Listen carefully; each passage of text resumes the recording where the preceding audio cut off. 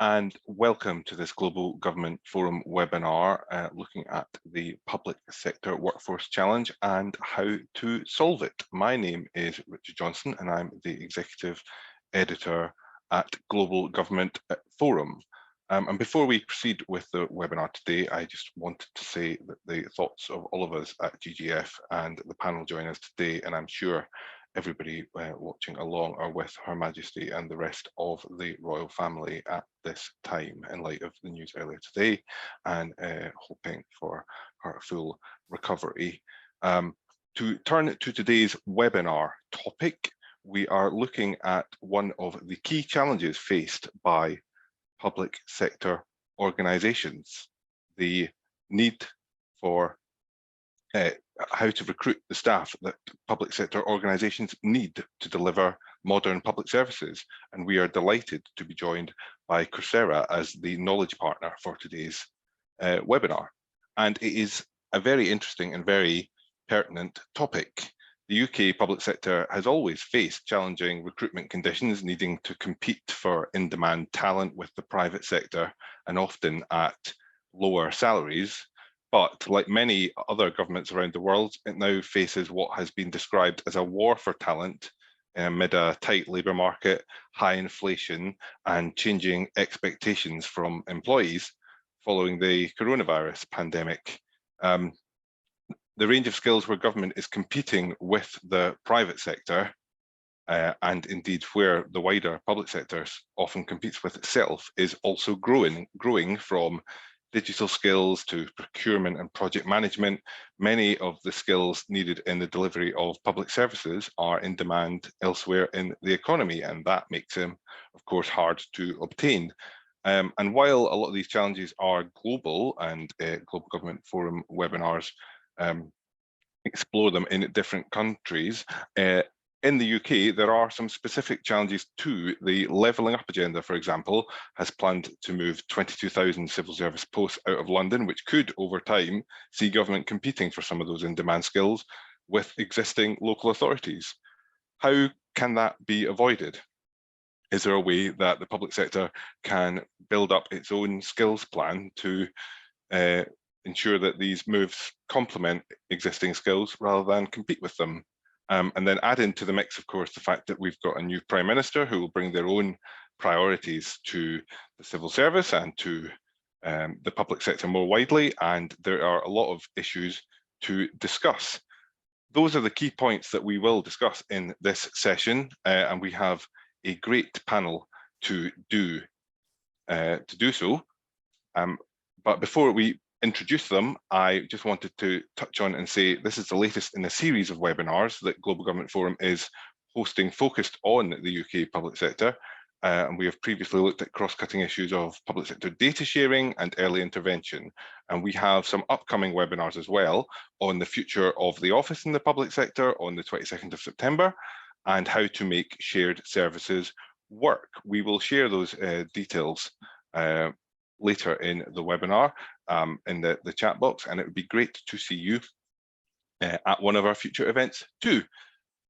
But yeah, back to today's topic. As I say, there's lots to discuss, and I will introduce the panel that will be discussing them in a moment or two. But before I do that, I also want to invite everybody watching along to get involved in the conversation and contribute a question or comment to our panel. What are the challenges that your organisation faces in recruitment?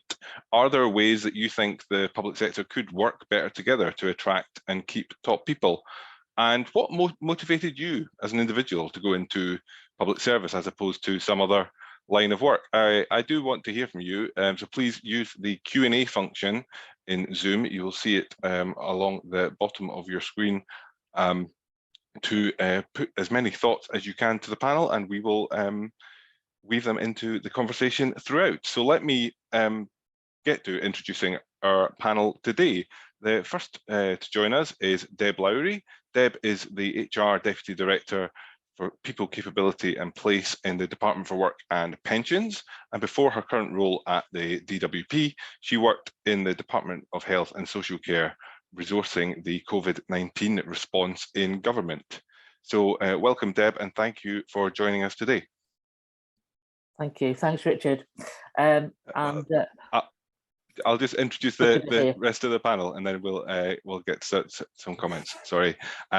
We're also joined today by Thomas Buteman. Thomas joined the Cabinet Office in 2021 as the new Central Digital and Data Office, and in that office, Thomas is responsible for transforming how government grows its capability in digital and data.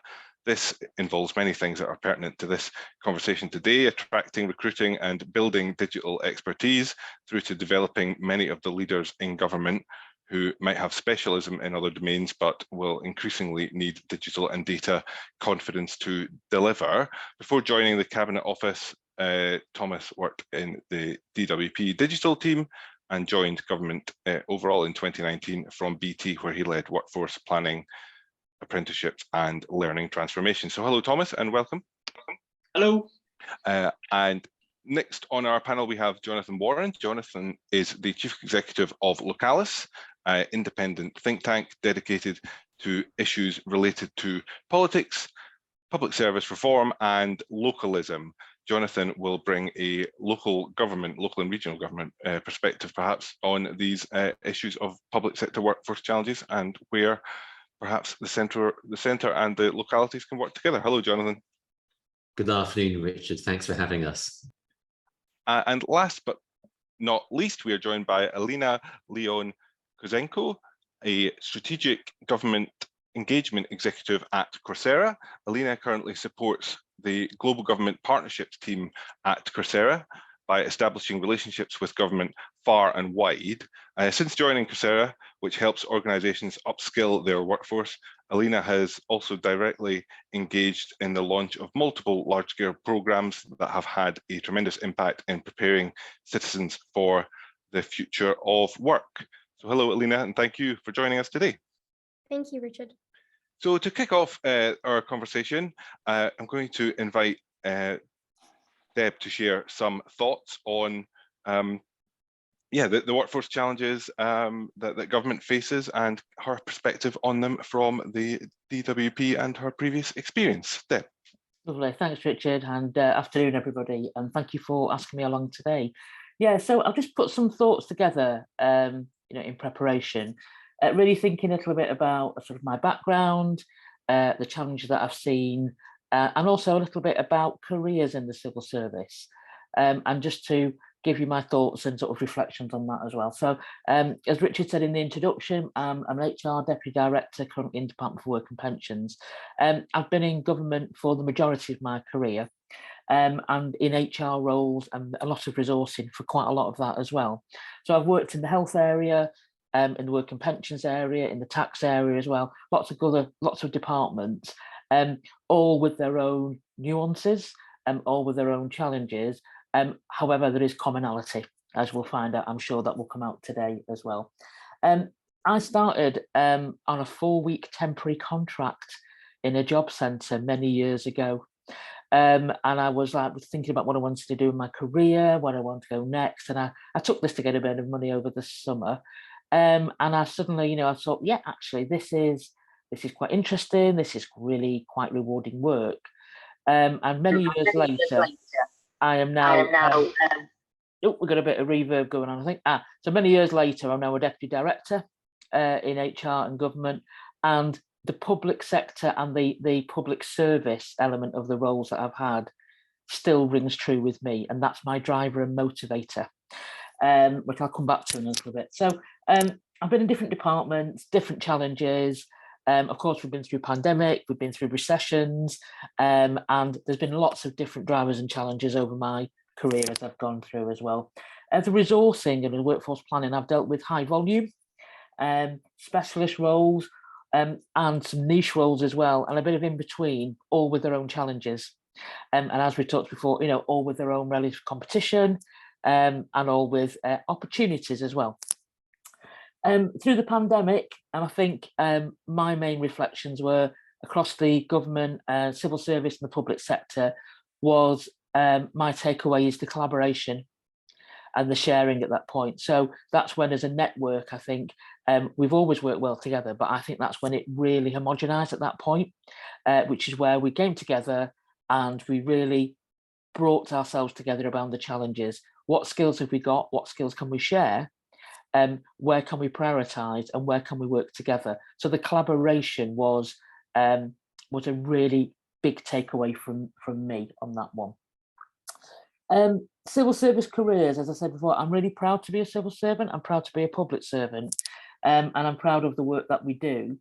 I think for me, there's a lot around the values in government and public service, which drive how we do things and how we work together and how we treat people, which is at the top of my list. There's huge commitments to diversity agendas, social mobility agendas, and that is a real motivator for me as well.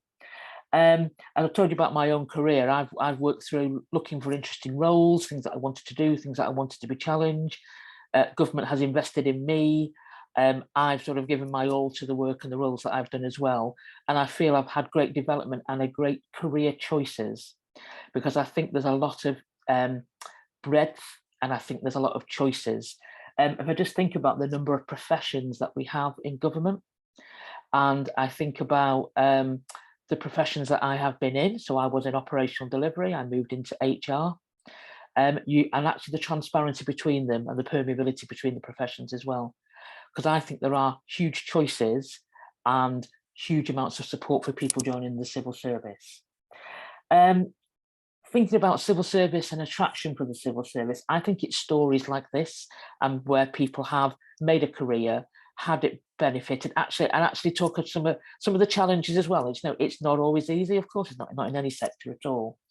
And to talk about that, I mean, there is talent schemes that I've been supported through as well, great investment.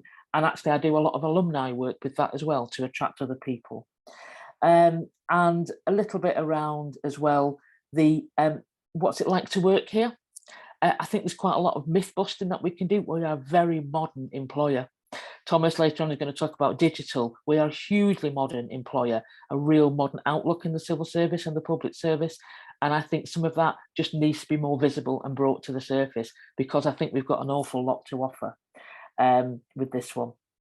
So I think we can do a lot around that, a lot around professions, a lot around investments. And there's a lot around as well where we work. We are a huge footprint in the public sector. That is really exciting, I think, for resourcing, for workforce, very exciting as well. I have never lived in London. I have never worked in London full time. I've always worked at different parts of the country, and I've had a really, really rewarding career so far. And I think it's these stories, but also to say London also has some great opportunities. I don't know whether there is still a little bit of myth busting around, are we London centric? Are we not a modern employer?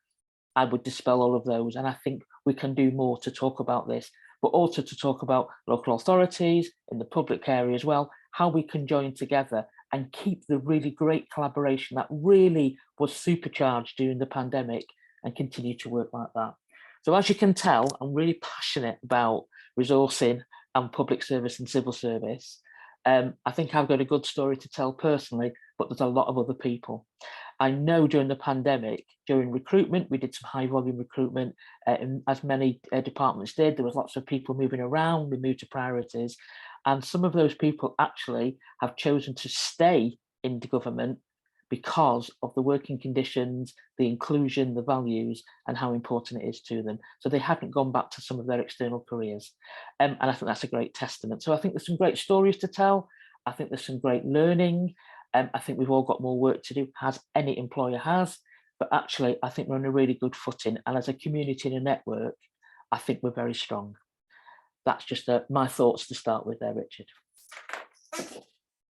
Great, thank you, Deb. That's really interesting. I love stories like yours about people who join the civil service as a a summer job or just a way to get some money and then work their way up. I think it is a fantastic crystallization, as you say, of the opportunities that the civil service presents and the training as well. Another one that jumps to mind is John Fitzpatrick, who's involved in digital enablement in the MOD, who we have interviewed previously in Global Government Forum about I think he joined a job centre as well when he left school, and stories like that are absolutely fantastic as part of that, as you say, myth busting, as it were. Thank you very much for those comments, and I definitely want to explore as well the issue that you raise about the recruitment in different departments. That's one of the questions that I want to get into in the Q&A session, and as I say, please do contribute any questions that you have to our panel. We're going to move on to get some comments, opening comments now from a kind of more digital perspective. We've been joined by Jack Hunnable alongside Thomas. Jack is the head of Ddat Capability Strategy and Transformation in the Cabinet Office. So I think Jack and Thomas are going to share some thoughts on the kind of digital capability challenge in government. So I'll turn over to Thomas in the first instance. Thank you very much, and apologies. So I appreciate I am joining here, and it may not have been. This is not maybe necessarily how we were billed. It's an exciting week to be in Cabinet Office this week. Lots happening, so you get 2 for the price of 1 today, as it turns out. We wanted to share a bit of insight into all things digital, I suppose, for 3 reasons. The first reason is my perspective on digital is that we work in a particularly collaborative way. And some of the things that we've done over the course, especially the last year, I think show what can be done by different parts of government working together. Also, we are a very specific problem area, to be blunt. We have lots of skills that we need to deliver all digital government, and frankly, we haven't got enough of them on the ground. So we've got circa something like about 4,000 vacancies that we're carrying right now in what is a critical part of government that we need to deliver really important outcomes for citizens. And the third area is, I think we're a vehicle for change. So we're very fortunate often to get lots of sponsorship. People are excited about the opportunities of digital, and increasingly we're seeing digital as becoming a much bigger part of government. So Jack and I are wanting to share a little bit of light on, I think, a few key areas. The first one is a bit of work we've been doing over the last year to develop our strategy. The second area is what we're doing to, I suppose, spread the word about all things digital and data skills. And then Jack's going to come in and explain a bit about both the work that we're doing on recruitment and a single front door. And some of you, those of you that are civil servants and in central government, might be familiar with the Workforce 2025 initiative and some of the bigger changes that are happening in our workforce. So if I start off then by just shedding a bit of light on our strategy. So we're a relatively new unit in central government. We were set up as slightly separate to an organisation called the Government Digital Service, GDS, at the start of last year. And we exist essentially to set strategy, to assure, and then to run lots of projects that allow us to incrementally move forward towards a different sort of future. And this year we published a strategy which you can find online. If you Google transforming for a digital future, you will see our strategy. And the reason I'm flagging this is for 2 reasons. Firstly, the first outcome of our strategy, the first key objective, is about delivering much better outcomes for citizens through digital transformation. But the second key outcome is about upskilling our workforce, making sure that our workforce is able to play a full part in delivering that digital transformation. Because it's our premise, I suppose, that the biggest enabler, the biggest lever that we've got to delivering change in government is through a lot of the digital transformation that we can bring about. But the second reason I flag it is because this strategy has only come about because of the tireless work that has been done across all government departments, at PermSec, at CDIO, at working group level, but also with input and support from others. So just this week, myself and Jack were with the Local Government Association, and we were talking to them in particular about the role definitions and how we define what good looks like in digital roles.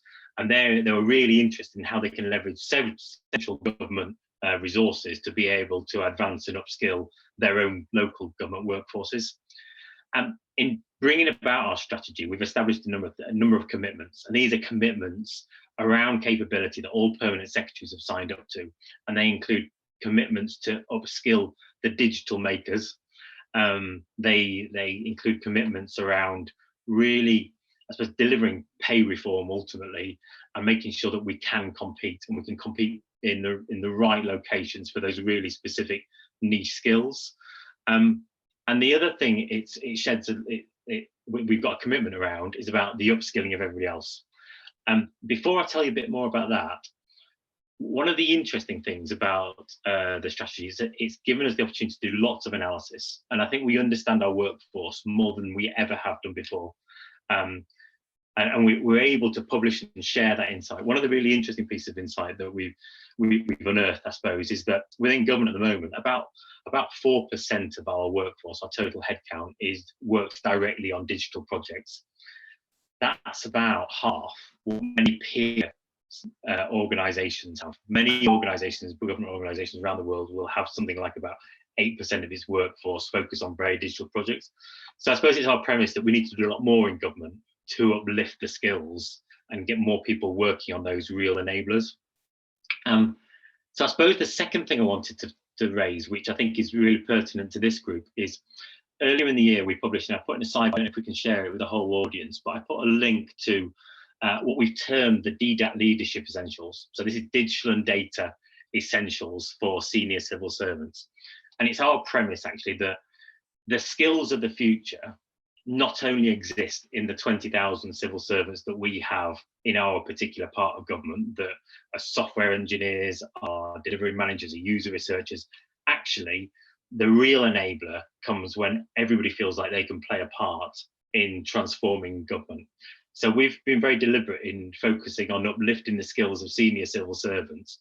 And this year, for the first time, we published what essentially we see as a new standard, a set of expectations around the skills, the confidence that we want those senior civil servants to have. We need them to have a user-first mindset. We need them to be able to think innovatively with their teams. We need to make sure that when they present a business case, they can present based on a set of insight and data. And we're doing a lot of work across government now to find a way to uplift that our colleagues, to make sure that they're all able to play a part and start to gather the skills they're going to need in future. There are a couple of other key areas that we thought would be useful to flag. Jack, did you want to come in at this stage? Yeah, super. So I think one of the things, and there's a bit of chat about this in the Q&A section as well, is the sort of reforms to how we source, recruit and retain these individuals. So part of what we've been doing for the last couple of years has been rolling out sorts of remuneration reform linked to moving government's reliance away from the day rate contract and managed service contract markets, linked to specific skill developments. This is about segmenting our workforce, having a very clear understanding about the actual core capabilities that we actually want to upskill in-house and retain, and differentiating them from the wider generalist workforce. We see this trend happening more and more across civil service, not only in our digital domain, but the rise of professionalisation units and the need for specific skills and moving away from that sort of generalist model of government certainly is being embedded into how departments operate from a HR perspective. The most recent example of that is probably the formalisation of counter fraud as a profession, housing the counter fraud centre of excellence in the Cabinet Office, but we continue on that sort of trajectory.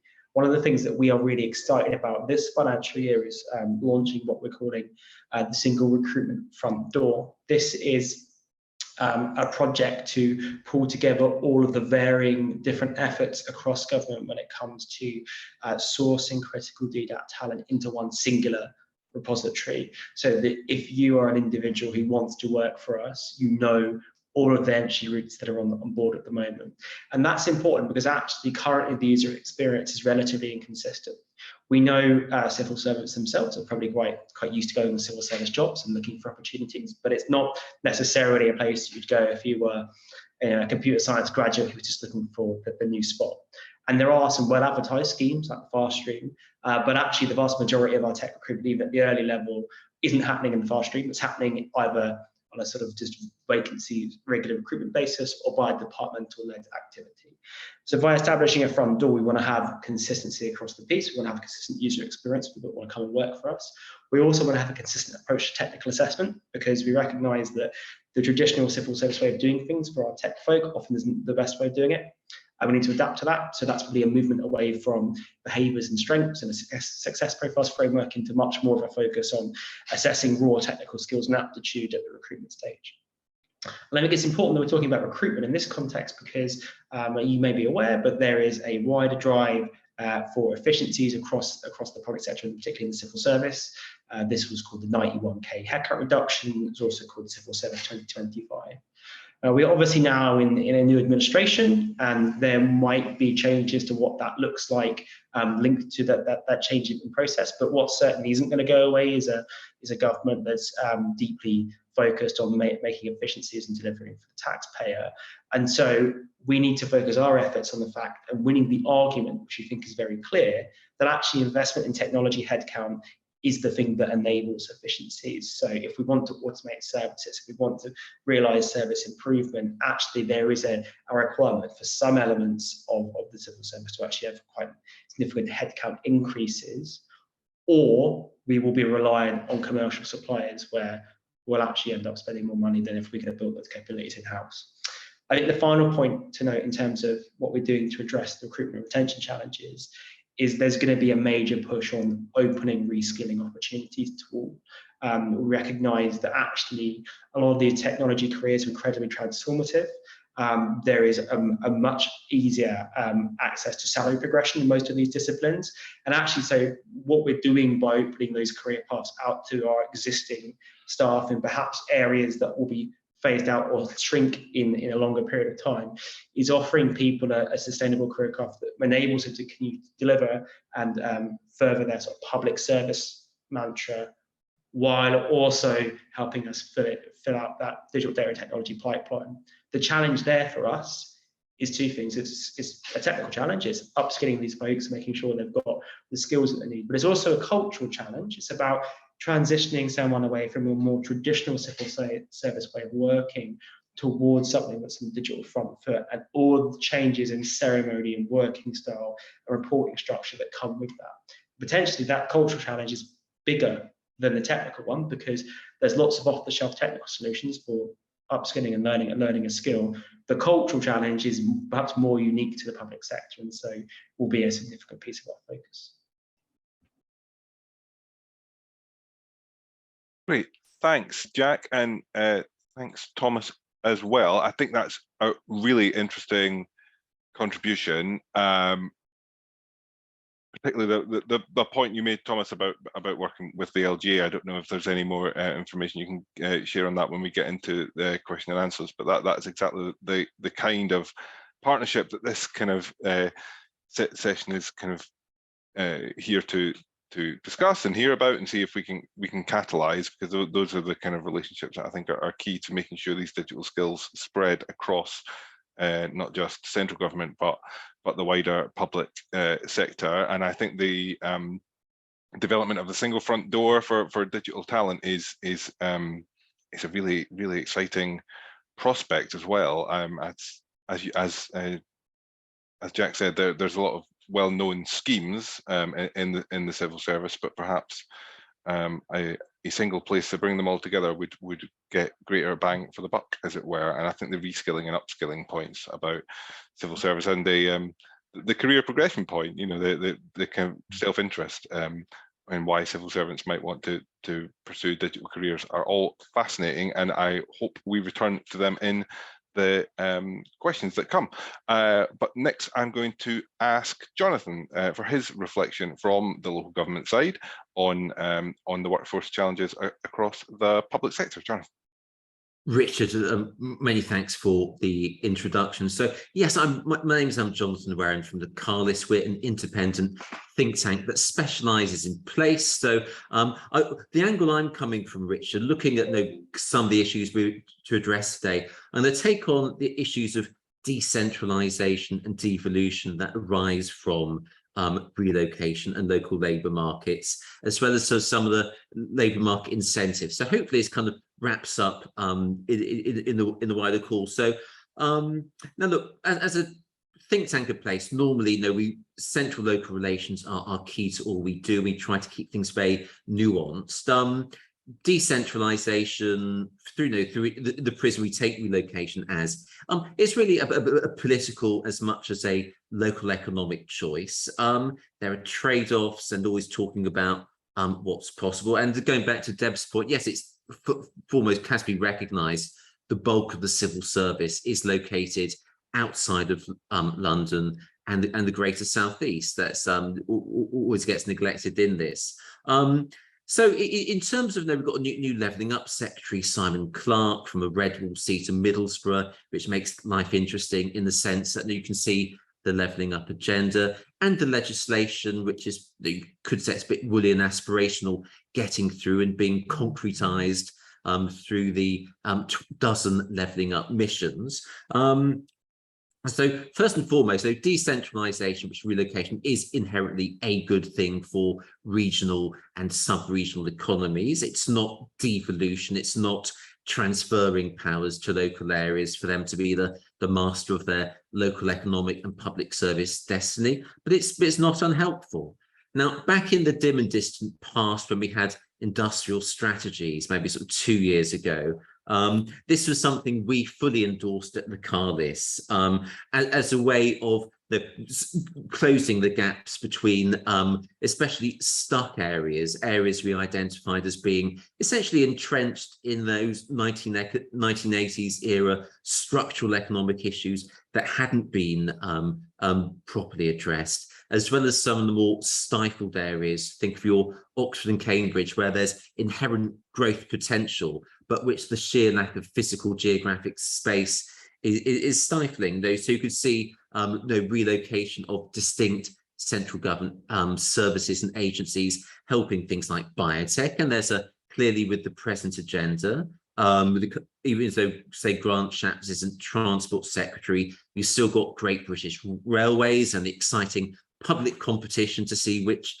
heritage town or city, is it going to be Derby, is it going to be York, is going to attract the relocation. Ditto, as we've seen, levelling discrete elements of the levelling up department to Wolverhampton, and contention, whereas the Office for Health and Social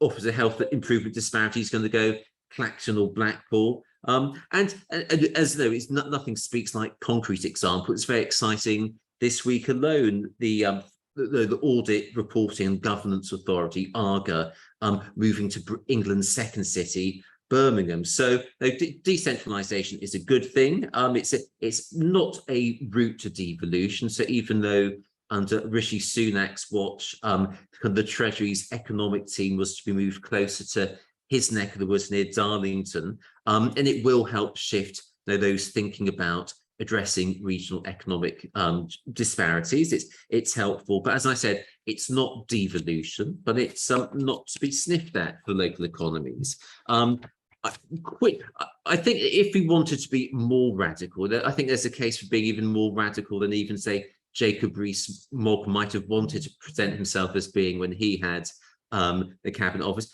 You could say, if you want to be truly political this side of the election, you might want to increase that 22,000 figure to something silly like 55,000, leaving a core Whitehall presence of around 10,000 posts in a new interconnected structure accommodated around the traditional iconic offices. Clearly, as Deb was saying, we've got post-pandemic with the use of hybrid technology and new working patterns. Now, we've seen decision-making being moved outside of central hubs and out of London. And more generally, this could support some of the relevant 12 levelling up missions through dispersing the civil service in a way that would be more ambitious than anything our European peers could have done. In terms of local economy, the benefits would be clearly redistributive across not just the English regions, but the UK nations. And you could also argue from the HR mindset, it would offer a further opportunity to reform and reset the civil service through modernisation and reorganisations. Financially, clearly we're going back to some of the previous ground of things like the Gershon review of efficiency, let alone the Lyons relocation, and the Varney shared service agenda from 10, 12 years ago and more. And you could see it leading to those kind of massive savings in pay and office space with paybacks that might be speedy enough for an ambitious Treasury Green Book. Clearly, what we learned through the leadership hustings and all the rest is this, it wouldn't lead to a recasting of regional pay, although you might say it might open a hint of light for reintroducing some form of provincial differentiation or some modern means of it, perhaps on a more granulated level by applying rules to new entrants and achieving this over a longer period of time. In terms of the posts to be that we could be relocated, I think 40 to 70% would be for local recruitment, which would be, again, it'd be the kind of thing that would interest the combined authorities, the county combined authorities, and where they've got a role, still the legacy local enterprise partnerships. In terms of the regeneration, well, a core mission of the Levelling Up agenda is pride in place. Clearly, it's going to be up to Simon Clarke, as far as I can see, to quantify how we measure pride in place. Now, what does it mean in terms of uptick? But clearly, it would certainly be very helpful in regenerating scores of towns and cities across the UK. And maybe you could argue the stipulation should be for brownfield public sector land to hit other government targets for one public estate. So it's possible you could be even more ambitious than has been currently stated. I guess the counter arguments to be might be the hostility of permanent secretaries, as well as brokering it through the civil service trade unions, let alone the fact we've only got 2 years and counting to the next election, but who knows? This also brings up the question of where, from a place perspective, it's great we got talking about digital. The question of no physical space as opposed to digital is open for question. Clearly, on the corporate level, it might be something for things like the metaverse to latch on to. So 10 years ago, it's kind of Half-Life was the you saw sort of moves into this space, but will this require new physical hubs? The type of thing close to rail stations with good public transport access, secure facilities, meeting conference rooms, and optimized design arrangements. And in terms of good collaborative working, should there be the presumption that the civil service should perhaps be in effect forced to co-locate with other elements of the wider public sector in space to drive that sense of collective unified public service ethos, which I know Michael Bichard has been sort of, thinking about and considering in recent years. So finally, moving on to local economies and labour markets, I'd say, look, even with all the stringencies, the difficulties of coping through the current spending review, and the attritional effects of inflation on their budgets, local authorities, especially the more entrepreneurial and with it, would probably have it within their ambit and resources to meet the upfront costs of relocation in place by providing either estate solutions, either inside or outside the One Public Estate programme. As I said, from a local labour market perspective, the majority of posts would be for local recruitment. So that would be, you see combined authorities, LEPs wanting to get very closely involved with the process. asking me to think, Richard, would this necessarily cannibalise local government? I think the answer is more or less probably no, would be the answer. You've got to factor in the civil service's propensity to work in silos, and maybe be less willing to work with the wider public sector as one factor. But I think the overriding one is the majority of civil service roles, as far as we see, don't overlap. And in many cases, there won't be a local government job role or pay grade equivalent to match that. So it will be for those that are being moved upwards or else dispersed different. Now, pay across the public sector, clearly that's something that's got to be addressed. You saw the pitfalls of Liz Truss bringing out previous think tank proposals on regional pay of the type which George Osborne was tried to bring out during the coalition years, but rode back on when the reality hit. I don't think there's any great evidence, as far as I'm aware, that suggests that variance in pay incentivize what part of the public sector you choose to work from. I say, in terms of local government, what's a very illustrative example of when worlds collided was when the creation of the health and well-being boards. And suffice to say, local government was very, very interested at the higher pay differentials in the health service when it came to creating new roles or amalgamating the health service into local government. Probably the impact might be greater on local housing markets. So I think when the Met Office moved from Bracknell down to Exeter, you saw sort of property values increase by about 7%.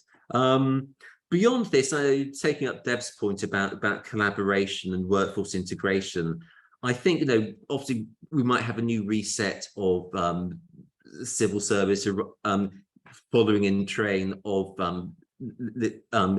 Truss becoming Prime Minister. And I think there's probably a strong case for leadership from the civil service that can shine a beacon to the rest of the wider public sector workforce, local government included.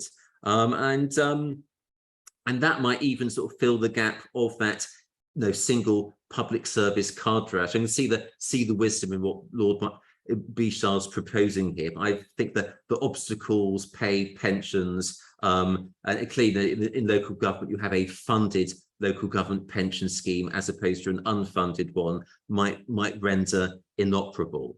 Final sort of point about the public sector workforce is in terms of, I think it's a question of moral and profound social significance. The social care workforce. When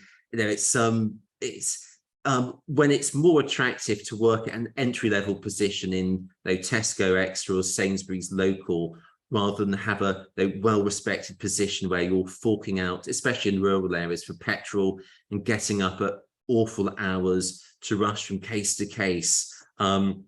If we are now to move on to public health and actually fix social care as something that's necessary, one of the biggest demographic issues hurtling towards us, I think we need to start in addressing the public sector workforce from the lowest paid and the lowest regarded, the real Cinderella element, and transform upwards. So that's my final thoughts, Richard.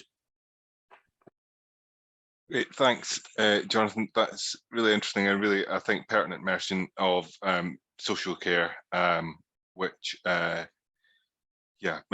doesn't formally often fall into a lot of these public sector workforce conversations because of its structure, but is a very, very important thing to be considering when you're having these conversations. And interesting to get your reflections as well on the degree to which moving civil servants out of London and the southeast would be in competition with local government, and the idea that perhaps not. So perhaps that's a good story and a good encouragement from ministers to be more ambitious on those targets that they move out from London.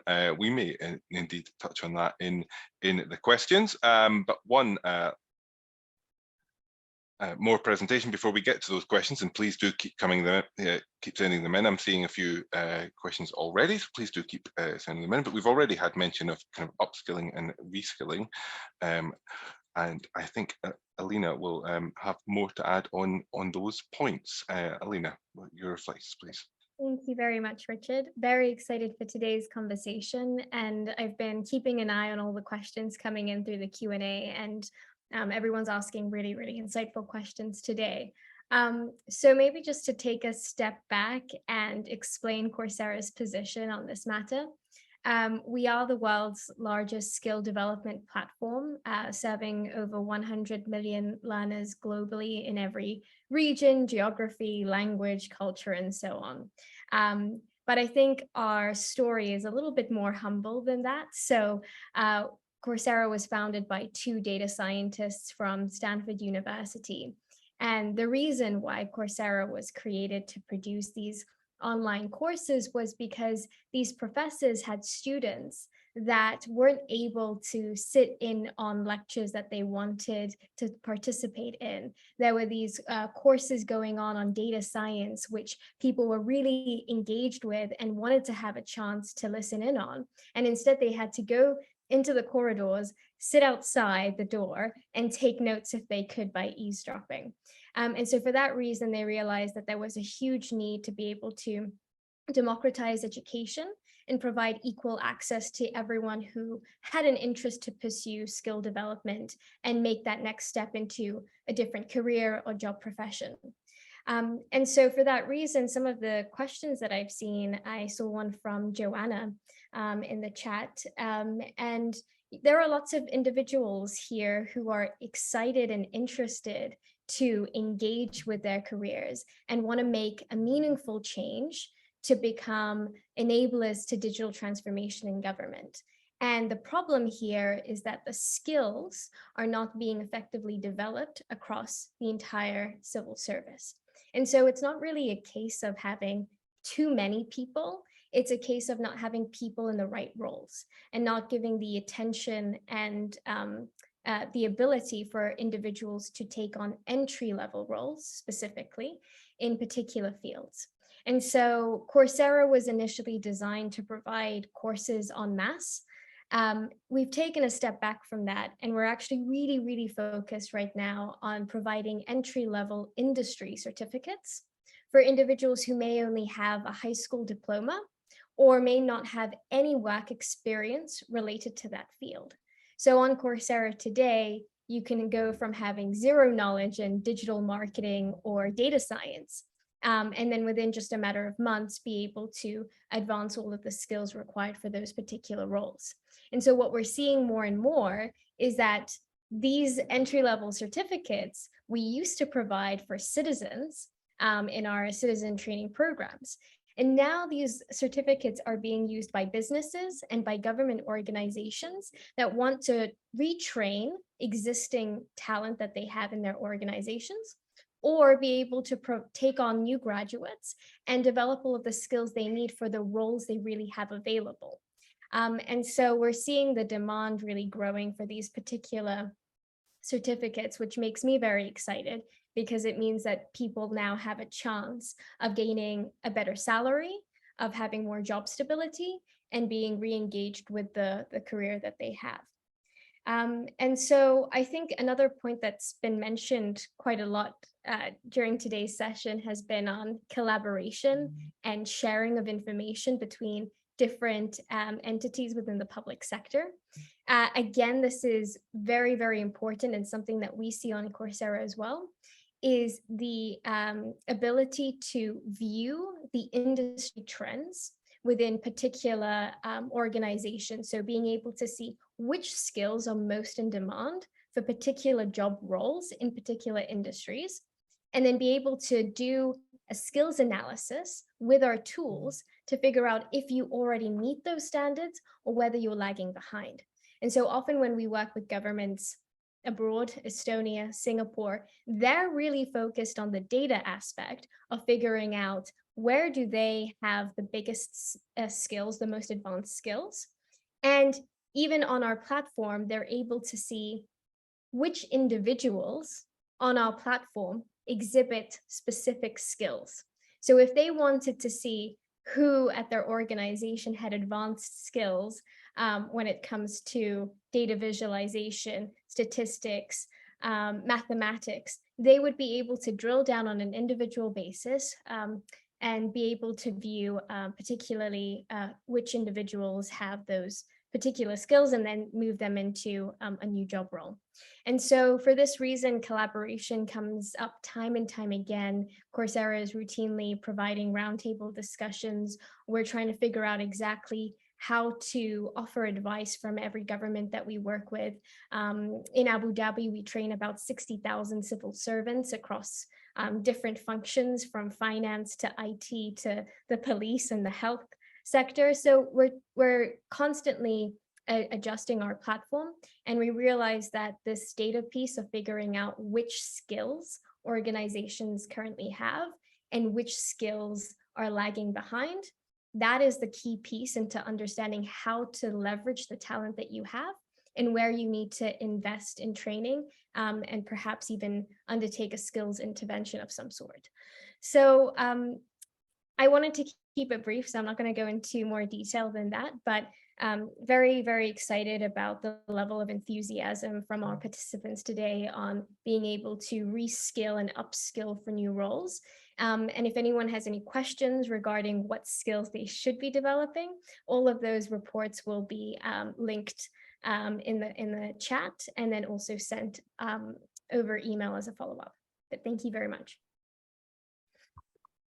Thank you very much, Elena. I think that's absolutely fascinating point. And I'm going to jump off it straight into the questions from the audience, because we've had a great question, I think, from David Yaffa, who is watching, that I'm going to use as a kind of jumping off point for starting the conversation. And I'll go to Deb with this in the first instance. It's a really interesting thought in the point of view of whether continuing to go down a workforce planning route of kind of job, families or professions and specialists in the civil service is the right way to go, or, as David says, I don't know what department he's working in, but he says one area we're considering is whether you how to actually introduce multi-skills or more generalist people so that you can deploy resources in different areas as you need them at different times or pressures. I mentioned in my introduction, Deb, that you were involved in the COVID-19 response. I imagine in that you needed a lot of people who perhaps weren't health specialists or obviously had not dealt with something like this before. When you're doing organizational planning, what do you think the balance is between generalists and specialists? So I'll give you my sort of personal view. I have a view on everything, by the way. So I'll give you my view on this. Yeah. So I mean, the way to raise capability in an organisation is awareness of everybody with some deep expertise. Is my view. So you need the mix, don't you?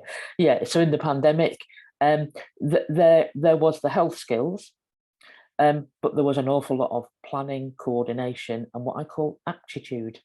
So good aptitude and good transferable skills, where people could come in with the right attitude, come in with bringing some creative ideas, and also bringing something that is perhaps thinking a little bit outside the box as well, of different ways to approach and coordination.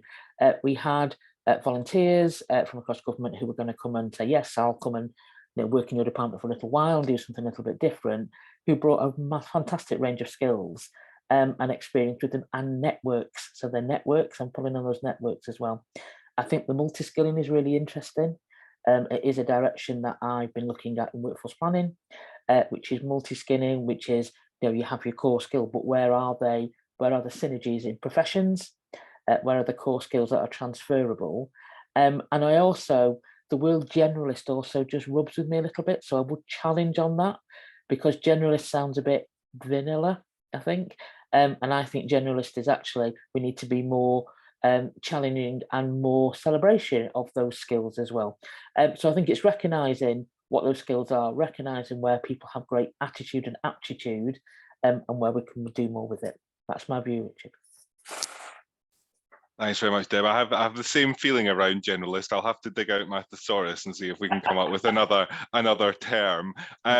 If I can ask Thomas and Jack for their thoughts on this, perhaps from the other end of the telescope slightly. If you are recruiting people with digital skills into CDDO, how much do you also think about giving them, for want of a better phrase, the kind of more generalist civil service skills that they might need to get on in their career, kind of further down the track?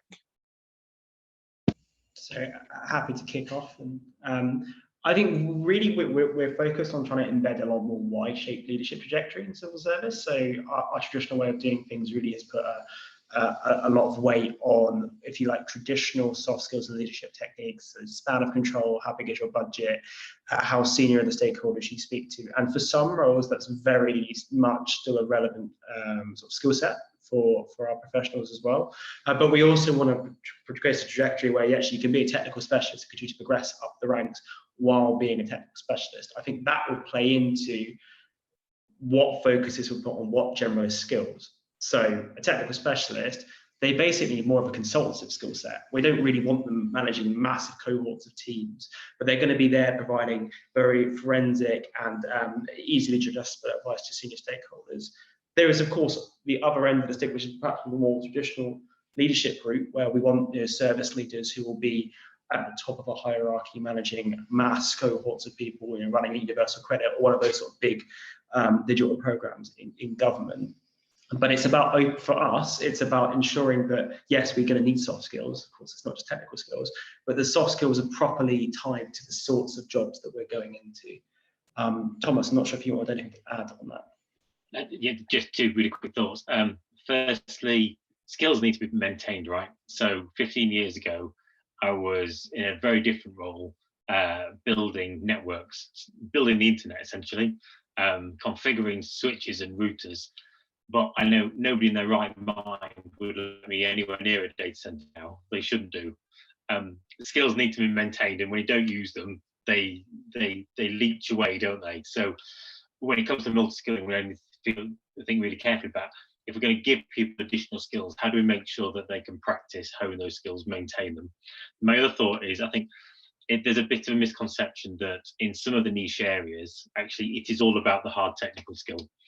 So the brilliant coders that we've got in our organization, the brilliant technical architects, the brilliant user researchers and business analysts, my own personal perspective is maybe 70% of their core skill set is immediately transferable to and would immediately be advantageous to have them in other roles.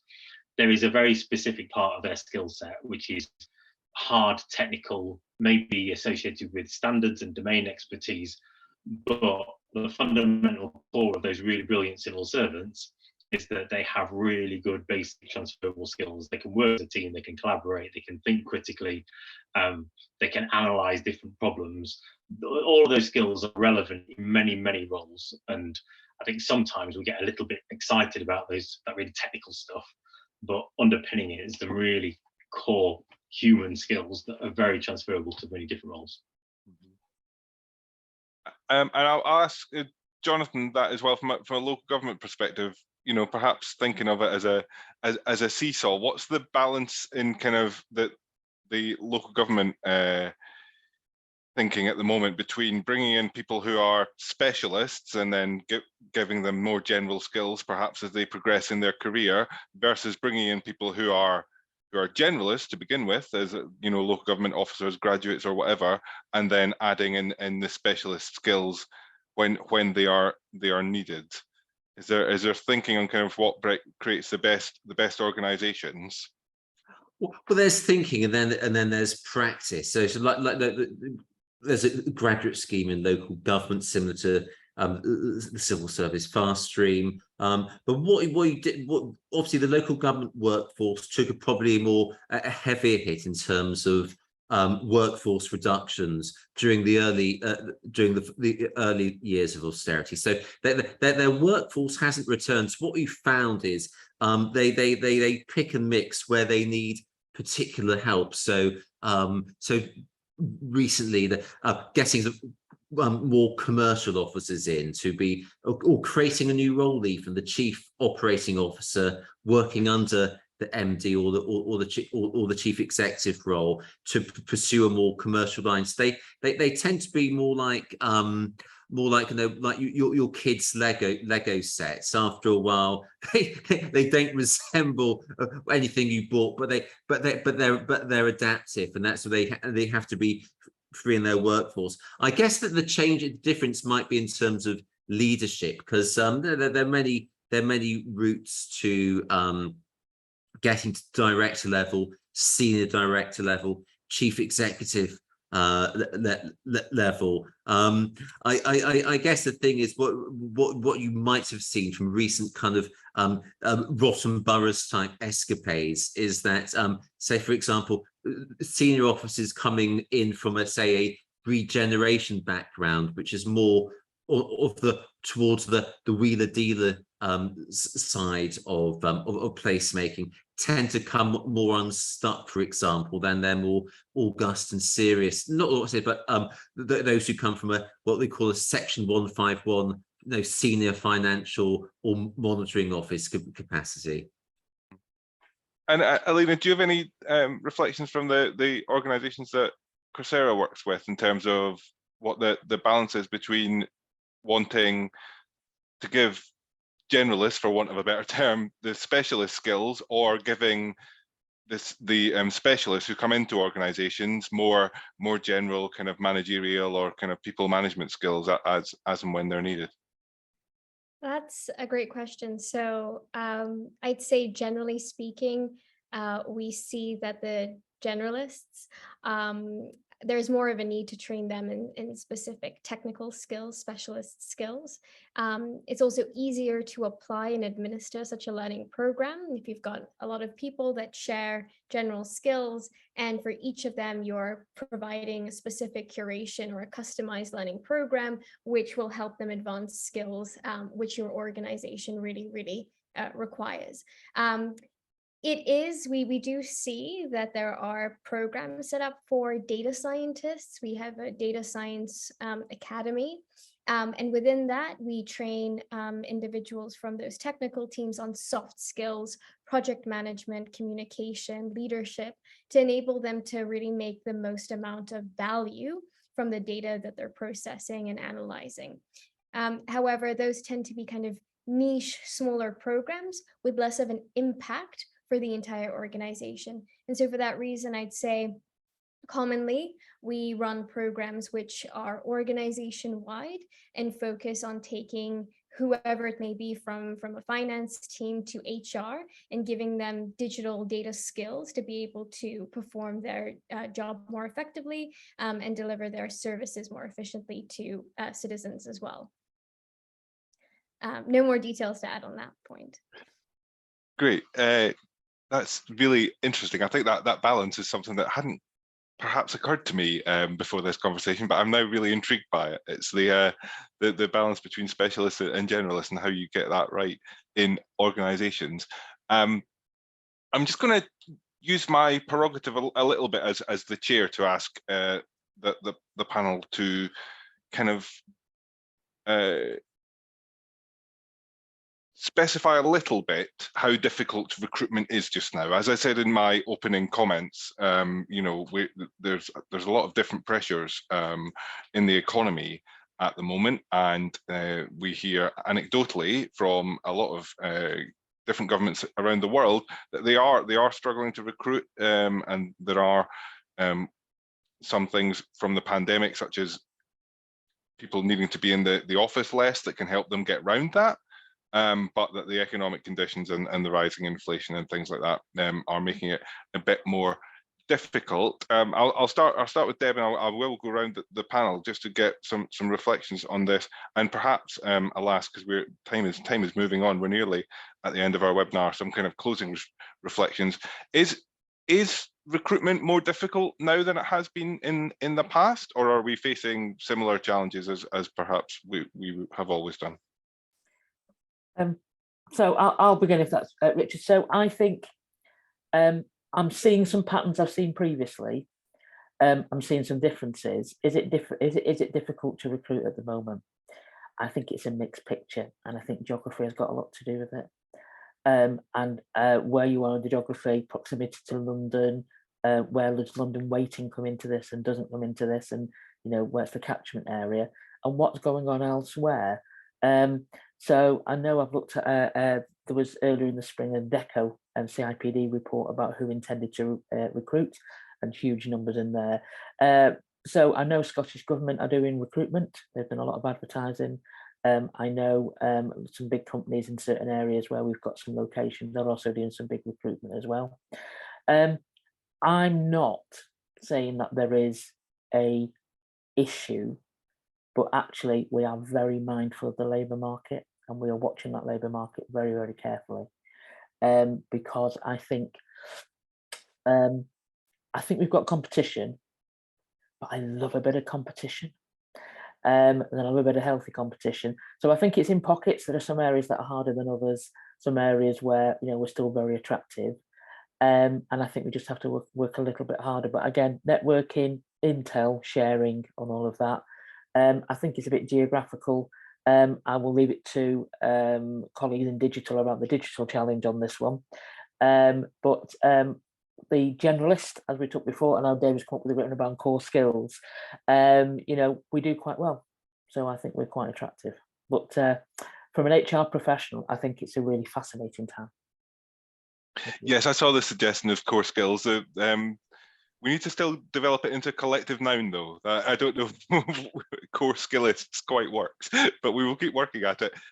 Thomas and Jack, you've been given the opportunity there. I was going to come to you next anyway to talk about it from a digital perspective. As I said in my opening comments, competition for digital skills has always been intense. Is it getting more so? Yeah, I think it's fair to say it is, but I also think it's nuanced. We know there are a series of pressures that we face, particularly when it comes to sort of cutting edge, hard engineering roles, development operations, site reliability engineers, technical architects that sit at the bedrock of what we want to do. We also know that we're in good company here. So this is not a government problem. This is a UK labour market and global labour market problem. There's a real shortage of these sorts of talent.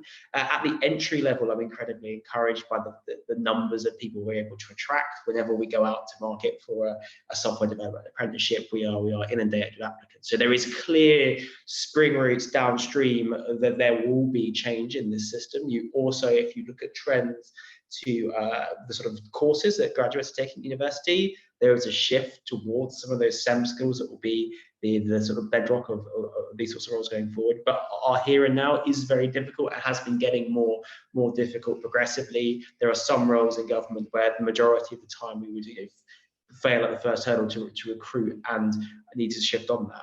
I think the other thing that's important to note, though, is this is not just a problem faced for departments seeking to do permanent resourcing.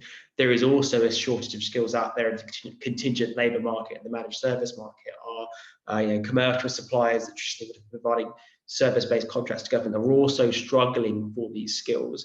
And so it's not like there is just an off-the-shelf but more expensive solution that we could quite quickly pull. That's why government's putting so much of a renewed focus on skills development and training these skills in-house, because frankly, we need to develop these people as UK PLC. One of the really interesting things that's been happening in the Ddat space relatively recently is in firms like North Coders, but there's many other examples of retraining skill bootcamp. So the idea of people holistically transforming their skills mid-career. And that we see as one of the potential very interesting avenues for us to be taking these people who have made a quite significant sort of life step to go from whatever their previous career was into a hard technical background and then coaching them through the process. I think the other benefit or reason to be cheerful in this regard, though, is actually the shift towards remote working. While the civil service itself very much has a strong focus on its hub strategy, is pushing regional diversity out into the digital skills market. It already was pretty diverse when you compare it to the normal civil service, but that is happening even more so. When I think about the sort of places where central government is really growing its digital headcount, places like Cardiff, Manchester, Glasgow, Darlington, a lot of that is really driven by the fact that there is just a local economy in those areas where digital skills and digital labour is becoming much more routine. And some of that is because previous London-based employers, perhaps you're an organization of 60 people. Well, now if you're hiring remotely, by proxy, you're actually opening opportunities out to all people in those regions, and you're opening the skills profiles. So when you have someone like us, where we're focused more on office-based working, well, we can still benefit from that headway in jobs and skills being pushed out via the remote working trend. That's really interesting. As I mentioned, from our previous webinars, we've heard about the government in Canada has started changing the specificity of the locations in its job ads, because it said we don't need people in the office 5 days a week now. If we can expand the pool of potential talent by saying you only need to be in the office 2 days a week, 3 days a week, maybe not at all, then that is one of the ways that they're kind of addressing these challenges, and that's really interesting. Thomas, do you want to add anything to what Jack said? Nothing to add, thank you. Great, thank you. And I'll just come to you briefly, Jonathan, for some final thoughts as well. Perhaps, given that local government is so vast, if there's just any thoughts on specific sectors that the local government family, as it were, is either struggling to recruit in, or if there's any success stories, any places where they're finding it that they can recruit the skills that they need. I end my spiel with talking about sort of social care as one example, and that's embraces children's social care too. Where it's always been difficult to find experienced social working teams or any leaders, given the hospital pass it can often be as a career. Good. Let's fixate on something though. Levelling Up is fixated around economic growth, which is Kwasi Kwarteng's kind of put forward after his chancellorship. Housing planning has to be crucial to that in anyone's understanding. And what you see, essentially, planning is a very skilled profession, but what you always find is increasingly planning departments get their top, brightest young officers pinched by the development community, who then they go to serve as poachers on the other side, in a far better paid position, playing the planning system again. So I guess that's one thing that if Levelling Up department wants to get an agreement with local government about how central planning and growth is to future economic prospects, getting a fix on the planning profession and maybe a wider career progression and ambit within that might not be the worst idea. I sense that a webinar that follows up on this, it's like how to stop the poachers becoming gamekeepers or something, that would keep those skills in the public sector, would be very worth having. I don't quite know though what the solution would be. For some final thoughts from you, Elena, any reflections perhaps on skills challenges that the public sector organisations you work with are dealing with? Are they different now than they have been in the past, or are they just as perhaps of even more extreme than they have been in the past? From the perspective of Coursera, and speaking mostly for the governments that I work with across Europe and Sub-Saharan Africa, the context of the skills gap hasn't substantially changed. Of course, it's very difficult for organizations to continuously upskill their employees, and I think most importantly, understand where those skill gaps are and whether they're taking the right interventions to ensure that they're addressing those particular gaps and problems. But I think what we're seeing more of as time goes on is equal opportunity for learning. So as I think this came up in the previous question, which was regarding technical teams and providing them with training. Over time, what we've seen is an increase in providing learning opportunities to absolutely everyone across an organization in an equal manner. The pandemic really highlighted that there were disjointed training initiatives where you had some technical teams being offered skill development initiatives in particular fields, other teams completely missed out on the opportunities that they had available. And what that created was not just a problem with the skills gap generally, but skill gaps between teams within just one organization. And so that's what I'm seeing as a fundamental issue that organizations are mostly concerned by, especially within the public sector, is actually making sure that every team has equal access to reskill or upskill for roles that are open and in demand. That's a really interesting point on which to end, the skills differential within organizations that can perhaps affect things between teams. That's another fascinating point that came out of this conversation that perhaps I wasn't fully aware of previously, and that is a great thing. That's why I love hosting these webinars, and that, I'm afraid, is where we're going to have to bring today's webinar to a close. Thank you very much to our panel for joining us today and for everybody watching along. You will receive a recording of the session when it is available in the next few days, and also a summary report of the discussion in the next couple of weeks. Before that, though, there's a survey that should be arriving in your inbox now to get your thoughts on today's conversation, and it would really help me and the team at Global Government Forum to make sure that we are providing the best possible content for you all, if you could fill that in. And specifically, from my point of view, any ideas on topics you would like us to cover in future webinars would be welcome. That makes my job a lot easier. You'll see on this slide our next webinar on another interesting topic for the UK public sector, keeping services solvent, how government can build a resilient public sector supply chain, on the 21st of September. And that link has been shared too, as have the links to the other two cross public sector webinars that I mentioned earlier in the session. It'd be great if you were able to join us at any of those, or indeed any other upcoming Global Government Forum webinars. So once again, thank you very much, everybody, for joining us today. Thanks to Coursera as the knowledge partner for today's session, and we do indeed hope to see you soon at another one of our webinars. Please enjoy the rest of your day. Thanks.